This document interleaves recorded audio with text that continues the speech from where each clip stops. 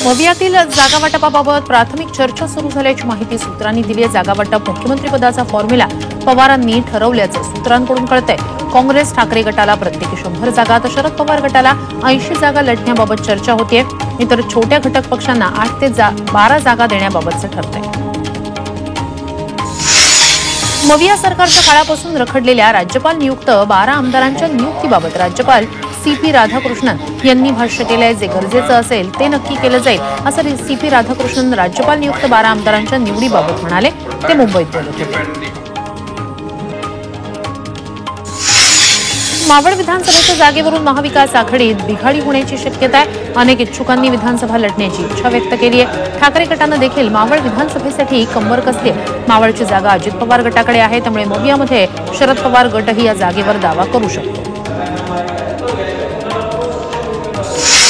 उद्धव ठाकरे संजय राऊत यांना मानहानीच्या खटल्यातील विलंब माफ करण्यासाठी 2000चा दंड ठोठावण्यात आले। 2000 रुपये 2 आठवड्यात जमा करण्याचे आदेश विशेष न्यायालयानं दिलेत। शिंदे गटाचे नेते राहुल शेवाळे यांनी मानहानीचा दावा दाखल केला होता।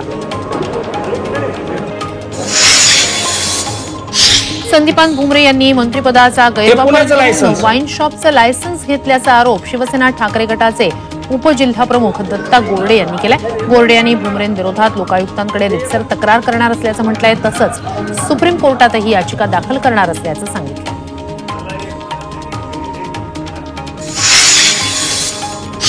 लातूरचे डॉक्टर शिवाजी काळगे यांच्या विरोधात औरंगाबाद खंडपीठात 2 याचिका दाखल झाल्या। डॉक्टर काळगे यांच्या जातीचं प्रमाणपत्र आणि जात वैधता प्रमाणपत्र रद्द करण्याची विनंती या याचिकेत करण्यात आलेली आहे। या प्रकरणी सप्टेंबरमध्ये पुढील सुनावणी होणार आहे। काँग्रेसचे राष्ट्रीय अध्यक्ष मल्लिकार्जुन खरगे राज्यसभेत भावूक झाल्याचं पाहायला मिळालं। भाजप खासदार घनश्याम तिवारी यांनी खरगेंवर केलेल्या घराणेशाहीच्या टीकेला खरगेंनी आक्षेप घेतला। राजकारणात येणारा कुटुंबातील पहिलाच सदस्य असल्याचं यावेळी खरगे म्हणाले।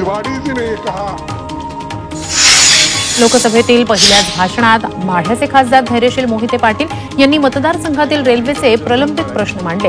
अहिल्यादेवी होळकर यांच्या जन्मभूमीपासून ते कर्मभूमी इंदोरपर्यंत नवा रेल्वे मार्ग करण्याची मागणी त्यांनी केली। तसंच कुर्डुवाडी रेल्वे वर्कशॉपसाठी कोच निर्मितीचं काम देण्याचीही मागणी केली। मनोज जरांगे पाटील उद्या पुणे न्यायालयात उपस्थित राहणार आहेत। नाट्य निर्मात्याची फसवणूक केल्याप्रकरणी मनोज जरांगे यांच्या विरोधात पुणे न्यायालयानं वॉरंट जारी केलं होतं। दरम्यान वॉरंट इश्यू करू नये म्हणून 2 तारखेला हजर हो असं मनोज जरांगे यांच्या वकिलांकडून सांगण्यात आलं होतं। शरद पवार आरक्षणाच्या मुद्द्यावर आता तेल ओतण्यासाठी उतरलेत। आता ते आगीत तेल ओततायत। नामांतर होऊन अनेक वर्ष झाली आहेत। आता तो मुद्दा कशासाठी काढला? फुले शाहू आंबेडकरवादी यांना उचकवण्यासाठीच तो मुद्दा काढला का, असा सवाल प्रकाश आंबेडकर यांनी शरद पवार यांना केला। मुख्य डॉन अबू सालेमला नाशिक रोड कारागृहातून मध्यरात्री हलवण्यात आलं। अबू सालेमला कडेकोट बंदोबस्तात देशातल्या एका मोठ्या शहरात नेण्यात आलंय। त्यामुळे नाशिकच्या रेल्वे स्टेशनसह जेल रोड परिसराला छावणीचं स्वरूप आलं होतं।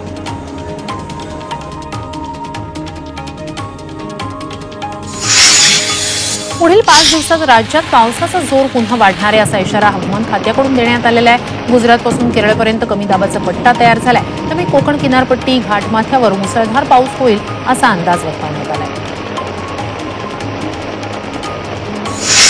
पूर्व विदर्भात पावसाचा जोर पुन्हा वाढण्याची शक्यता आहे। गडचिरोली, चंद्रपूर, गोंदियात आज पावसाचा ऑरेंज अलर्ट जारी करण्यात आलेला आहे, तर वर्ध्याला उद्या मुसळधार पावसाचा इशारा देण्यात आला आहे।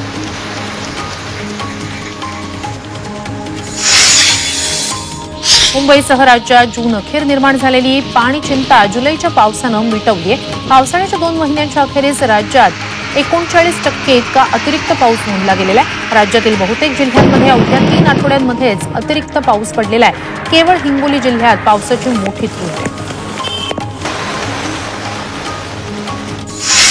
मुंबई शहर आणि उपनगरात यंदा जूनच्या तुलनेत जुलैमध्ये मुसळधार पाऊस झाला। या पावसानं जूनमधील तूट भरून काढली। 30 जुलैच्या अखेर पावसानं 2049 मिलीमीटरचा टप्पा पार केलेला आहे। दरम्यान पुढच्या 2 महिन्यातही चांगल्या पावसाची शक्यता आहे।